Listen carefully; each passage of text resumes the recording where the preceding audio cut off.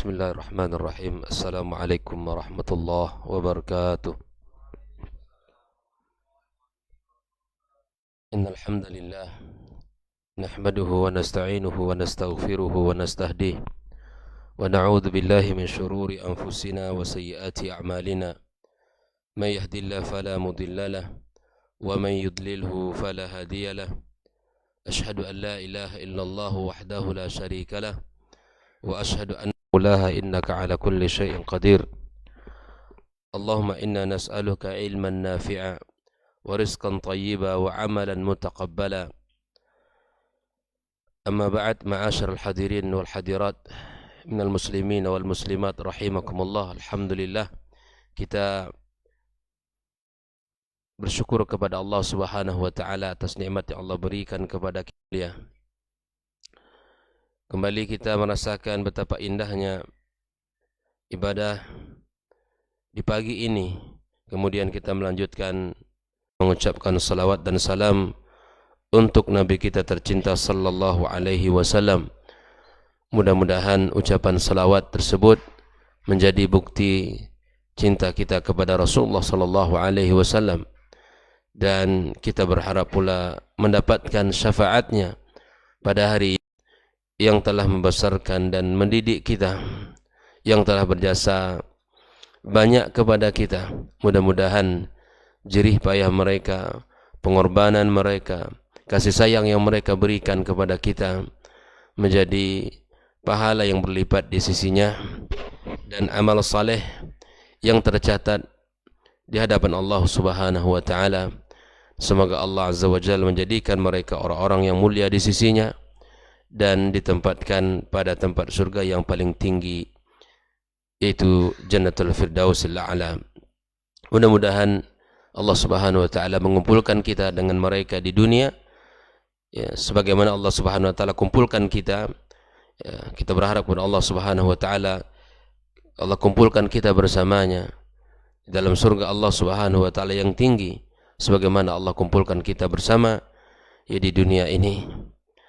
Kemudian kita juga berdoa kepada Allah, Allah berkahi diri mereka dan keluarga mereka, serta Allah jadikan ilmu yang telah mereka ajarkan ilmu yuntafa'u bihi, yang akan senantiasa mengalir pahala kebaikan kepada mereka. Kembali kita melanjutkan pembahasan tentang ahkam dan adab di saat kita beriktikaf di 10 terakhir bulan Ramadan. Pagi ini kita masih membahas tentang lanjutan mata yakhruju minal mu'takif atau minal mu'takaf atau mata yakhruju minal i'tikaf. Para ulama jumhur ahlul ilmi mengatakan bahwa keluarnya seseorang dari tempat i'tikaf yaitu ba'da ghurubi syams lailatul Id, setelah terbenamnya matahari pada hari raya. Andaikan hari ini, ada sebagian yang mengatakan bahwa sebaiknya matahari berbuka, dia mesti menunggu sampai malam hari raya Idul Fitri, sebaiknya masih berada di, mengatakan apa rukun i'tikaf. Karena rukun apabila tertinggal maka batallah ibadah itu. Apabila rukun itu dikerjakan maka terpenuhilah ibadah tersebut, artinya diterima ibadah tersebut. Para Hanafiyah misalnya, mereka melihat bahwa i'tikaf itu hanya satu rukun saja, yaitu al-labsu fil masjid. Rukunnya kita duduk di masjid, luzumul masajid bi ta'atillahi tabaraka wa ta'ala. Kita berada di masjid, kita berdiam diri di masjid, itulah yang menjadi rukun daripada i'tikaf itu sendiri. Ya, selain itu adalah ada syarat-syarat yang berkaitan dengan i'tikaf. Jadi kalau bertanya tentang rukun, ya, yaitu keberadaan kita, ya, diamnya kita di rumah Allah Subhanahu wa taala ini, itu menjadi rukun utamanya. Ya, bagaimana mungkin disebut kita i'tikaf kalau tinggal kita di rumah? Karena itu bukan i'tikaf tertentu dengan niat dia beriktikaf kepada Allah Subhanahu muttafaq alaih, yang boleh orang beriktikaf itu siapa saja? Apa saja syaratnya? Yang pertama adalah al-Islam. Dia muslim, beragama Islam. Yang kedua, al-aqlu, dia memiliki akal. Artinya dia tidak termasuk kepada orang yang dikecualikan. Siapa mereka? Yaitu al-majnun. Sudah memenuhi syarat untuk beriktikaf. Ini fase yang kedua daripada perjalanan anak kita. Yang pertama fase kanak-kanak, yaitu fase di mana iktikaf, yaitu disebut dengan usia tamyiz. Kemudian an-niyah wa yakuna fi masjid. Termasuk dikatakan oleh sebagian ulama mengatakan dia adalah niat syarat iktikaf itu sendiri, dan yang terakhir adalah di masjid. Iktikaf itu di masjid, tidak di rumah. Barangkali di rumahnya ada musalla, gitu kan? Sebagian kaum muslimin membuat rumahnya musalla. Apa itu musalla? Tempat salat. Dibuatnya musalla, di situ seakan-akan itulah masjid. Kemudian di 10 terakhir Ramadan dia iktikaf di bagian musalla yang dibuat di rumahnya. Ini tidak benar. Iktikaf dilakukan di masjid. Nah, ma'asyal hadirin wal hadirat rahimakumullah. Adapun syarat-syarat yang menjadi al-mukhtalaf fiha, pada wanita, ya ini terjadi pada setiap bulannya, dan ini merupakan ya fitrah seorang wanita. Wan nifas adalah darah yang disebabkan beriktikaf. Ibaratnya bahwa ketika orang yang sedang iktikaf dan misalnya dia tidur, di saat terbangun dia mimpi kemudian basah, maka segera ia untuk mandi dan bersihkan diri, kemudian kembali melanjutkan i'tikafnya.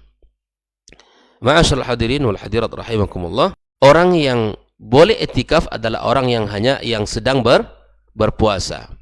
Padahal sebagian ulama mengatakan bahwa i'tikaf itu ada dua. I'tikaf yang kita lakukan di 10 terakhir Ramadan, dan ini yang kita bahas. Dan ada yang mengatakan i'tikaf itu boleh kapan saja selain bulan Ramadan, waktunya kapan saja, dan boleh ya menjelang atau beberapa saat itu juga dibolehkan asal diniatkan itu adalah i'tikaf. Maka syarat ini sangat lemah, yang menetapkan mesti puasa. Ai la yasihul i'tikaf illa bisaum. Kalau yang maka syarat ini tidak sah i'tikaf dia kalau dia tidak berpuasa. Ma'asyal hadirin rahimakumullah. Maka inilah yang menjadi syarat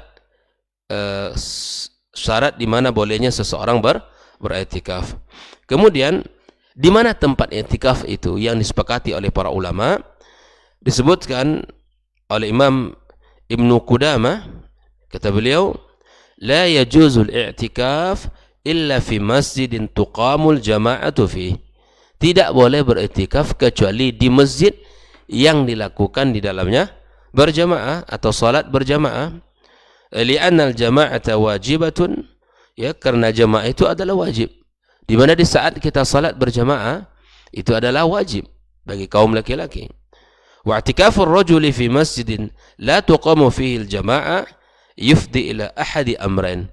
Iktikafnya seseorang di tempat yang tidak didirikan di dalamnya salat berjamaah akan ya mengarahkan kepada dua poin. Yang pertama adalah meninggalkan jamaah yang wajib, ya. Yang kedua, khurujuhu ilaiha fayataqarrar dzalika minhu katsiran ma'a imkani taharruz minhu.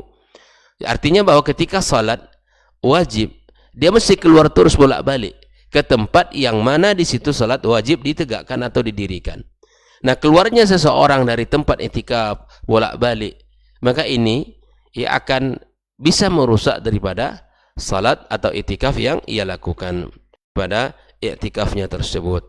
Ada yang mengatakan wa afdaluha al-masjid. Ada yang mengatakan ayyakun al-masjid jami', jami'an ay in kana yatakhalal ayyam i'tikafi salatu Jum'ah. Artinya masjid jami', masjid besar yang di situ didirikan padanya salat al-Jum'ah.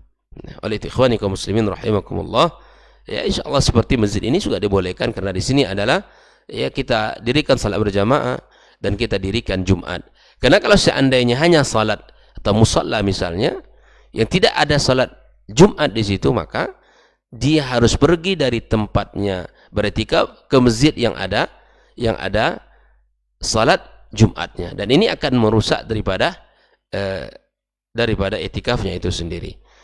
Wa afdaluha al-Masjidul Haram, sebaik-baik tempat beriktikaf adalah Masjidul Haram, Al-Masjidul Nabawi di kota Madinah, thumma al-Masjidul Haram ya di Mekah, thumma al-Masjidul Haram An-Nabawi, ya, kemudian Masjidil Aqsa di Palestina. Inilah tiga tempat yang mana kata Rasul sallallahu alaihi wasallam, la tashuddur rihal illa ila thalathati masajid.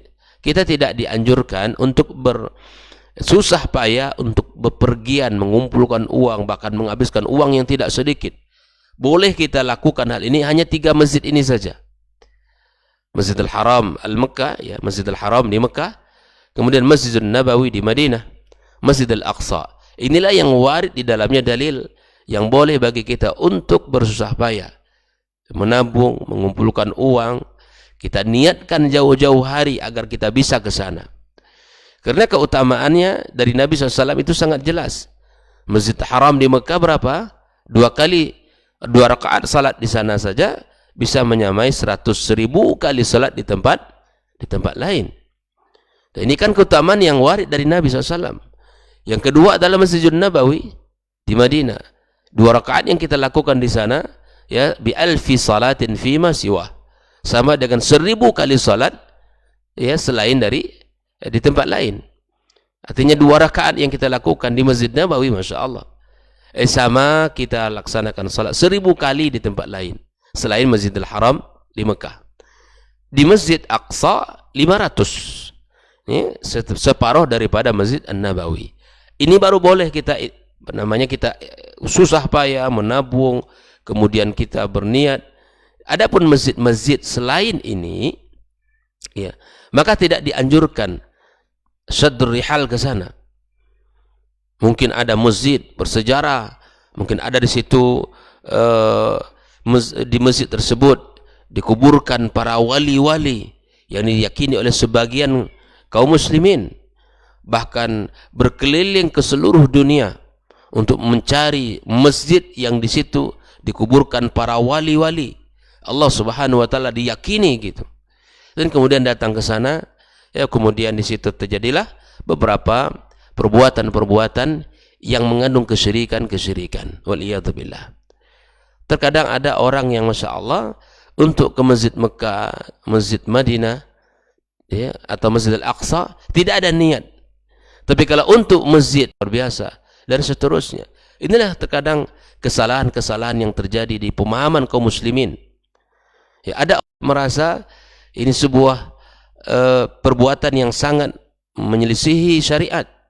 Tapi di saat misalnya di sebuah tempat, melewati tempat tersebut, dan kalau melewati daerah situ, kemudian dia tidak turun dan berkunjung ke kuburan tersebut. Ada sebagian kaum muslimin yang mengatakan begini. Makanya Rasulullah SAW meyakini atau memberikan kepada kaum muslimin, para sahabat, mengokohkan akidah. Rasul di saat di kota Mekah tidak berbicara syariat-syariat, taklif, belum.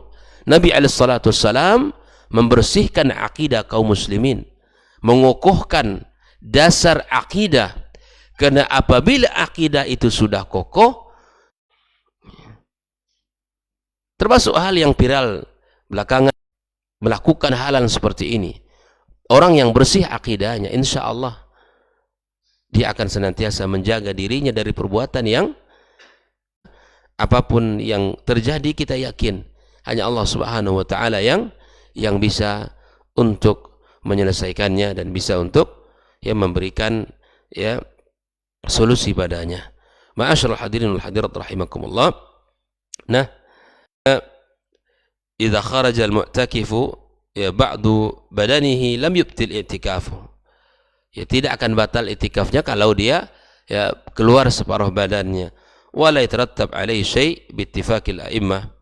Dan hal itu berdasarkan dalil dari Aisyah radhiyallahu taala anha, di mana Rasulullah SAW menyisir rambutnya Rasulullah sallallahu alaihi wasallam dari rumahnya. Nah, ada yang keluar dari i'tikaf tersebut, seperti yang pertama adalah al-khuruj li amrin la budda minhu tab'an aw syar'an ka qada' hajatil bauli wal ghaid wal wudu' al wajib wal ghusl al wajib lin janaba aw ghairiha. Wajib kita keluar dari masjid ini dikarenakan perkara-perkara yang darurat dan urgen. Seperti apa? Seperti kita qada al hajat, buang kotoran kita baik itu besar maupun kecil, kemudian kita berwudu, ya, kemudian mandi wajib dan yang lainnya. Wal akal wasyurub, makan untuk makan dan untuk minum, fa hadza jaiz. Ini tidak, yang tidak wajib, artinya perkara-perkara yang baik tetapi tidak wajib, seperti menjenguk orang sakit, tidak. Dapat berita ketika di i'tikaf dikunjungi oleh saudara kita masuk rumah sakit. Nah, di awal i'tikafnya mithl ayyakuna indahu marid yuhib an ya'udahu aw yakhsha min mautihi fa yashtaritu fi ibtida'i i'tikafi khurujuhu lidzalika fala ba'sa bi. Kecuali di awal i'tikaf misalnya dia harus berkunjung, dia khawatir kalau nanti tidak dikunjungi di awal, maka nanti ya dikhawatirkan Allah Subhanahu wa taala mentakdirkan yang lain untuknya. Maka ini dilakukan. Yang ketiga, al-khuruj li amrin yunafi al-i'tikaf kal khuruj lil bay' wasyira' wa jima' ahli wa mubasyaratihim wa nahwi dzalik fala yaf'aluhu. Seperti jual beli, kemudian mendatangi, pulang ke rumahnya karena ada hasrat untuk mendatangi istri, ini tidak dibenarkan dan tidak dilakukan, ya. Dan hal-hal ini akan membatalkan daripada i'tikaf kita sendiri. Ma'asyal hadirin rahimakumullah. Nah, apabila kita ya lama keluar dari rumah Allah ini karena tujuan-tujuan tertentu yang sudah kita sebutkan tadi, maka ya batallah i'tikafnya. Nah, oleh itu ikhwanikum muslimin, yang kita maksud di sini i'tikaf yang sesungguhnya yang 10 hari, di saat di malam 21, sebelum malam 21 dia sudah harus masuk. Inilah yang kita maksud daripada i'tikaf yang batal itu. Adapun seseorang yang memang dia harus bekerja, kemudian dia kembali sore, kemudian malam dia beriktikaf, ya silakan dengan niat-niat yang sudah kita bahas pada pertemuan sebelumnya. Ma'asyarul hadirin wal hadirat rahimakumullah. Kemudian ya, apa saja yang membatalkan i'tikaf secara ijma'? Yang pertama adalah ya al-jima', mendatangi keluarganya. Yang kedua, mubasyaratuz zauja wal amatu bisyahwa, yaitu ya, mendatangi keluarga namun tidak bercampur dengannya, atau mendatangi budaknya dengan syahwat, maka ini juga membatalkan i'tikaf. Allah Subhanahu wa taala katakan wala tubashiruhunna wa antum aakifuna fil masajid. Yang ketiga adalah inzanul mani bil mubashir atau tikrarun nazar atau istimna'. Ya, keluarnya mani seseorang disebabkan dia menggauli istrinya atau dia memandang sesuatu dengan penuh syahwat, kemudian atau dia melakukan onani. Ini juga perkara-perkara yang membatalkan i'tikaf. Yang keempat adalah al-haid wan nifas. Orang haid dan nifas tidak bisa beriktikaf. Yang kelima adalah zahabul akal bisababi syurbi muskir. Hilangnya akal seorang, artinya dia pindah jadi orang dari yang sehat ke gila gitu. Orang yang bisa saja berubah i'tikaf. Dalam i'tikaf itu berubah akalnya. Maka ini batallah i'tikaf dia. Yang keenam adalah riddah, ya murtad, seseorang yang murtad maka batal i'tikafnya. Yang ketujuh, qat'u niyatil i'tikaf bila taraddud fihi. Dia membatalkan niat i'tikaf tanpa ada keraguan, maka dia i'tikafnya batal. Yang kedelapan, al-khuruju li ghairi hajatin, keluar tanpa ada hajat yang daruri, maka ittifaq para ulama, maka i'tikafnya batal. Apa saja yang dibolehkan? Satu, makan dan minum dalam masjid. Ini boleh, makan minum dalam masjid ini boleh. Karena sebagian orang mengatakan tidak boleh makan dalam masjid, minum dalam masjid bagi orang i'tikaf. Ini boleh. Kemudian boleh juga adalah untuk tidur dalam masjid, bittifaqil ulama. Tidak membuat tempat khusus di mana harus tidur di situ, tidak. Tapi dimanapun dalam ruangan masjid ini boleh kita untuk tidur. Kemudian labsus thiyab al-hasanah wa tayyib, memakai pakaian yang bagus dan wangi-wangian, ini juga dibolehkan. Kemudian ghaslur ra'si wa tasrihuhu wa duhnuhu, kita membersihkan, menyisir rambut, kemudian meminyaki rambut, itu dibolehkan ya. Ma'asyiral hadirin rahimakumullah. Dan di antara perkara yang dimakruhkan adalah kullu ma yuaddi ila ibtalil itikaf bila uzur, segala sesuatu yang mengarah kepada batalnya itikaf kita tanpa ada uzur, itu dimakruhkan untuk dilakukan seperti yang sudah kita sampaikan tadi. Ma'asyiral hadirin rahimakumullah. Kemudian al-bisaq fil masjid, ya, ini ada mengatakan mengeluarkan air liur kita.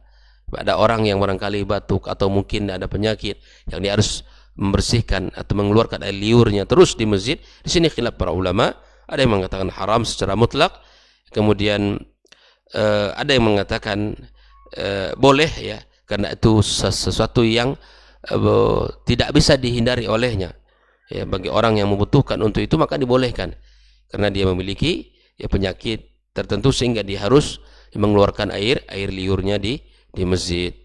Kemudian ya, perkara-perkara yang lain yang mudah-mudahan bisa kita lakukan, di antara hal yang terkait dengan qada hawaijil muslimin, boleh bagi kita untuk membantu saudara-saudara kita yang betul-betul sangat membutuhkan, seperti kita menelpon, kemudian kita minta bantu, kemudian memberikan perkara-perkara yang itu sangat urgent bagi kaum muslimin secara umum. Nah, ini dibolehkan di dalam beriktikaf. Apabila seseorang beriktikaf dengan nazar, maka wajib untuk ditunaikan. Mudah-mudahan ya, kita tahun ini dan tahun-tahun berikutnya diberikan Allah Subhanahu wa taala kelapangan untuk bisa beriktikaf bersama dan bisa kita menikmati hari-hari sebelum terakhir Ramadan dengan ibadah yang maksimal, dengan hati yang khusyuk kepada Allah, dengan mengharapkan ampunan dan pahala dari Allah Subhanahu wa taala. Wa sallallahu ala nabiyyina Muhammadin wa sallam. Wa subhanakallahumma bihamdik asyhadu an la ilaha illa anta astaghfiruka wa atubu ilaik. Wassalamu alaikum warahmatullahi wabarakatuh.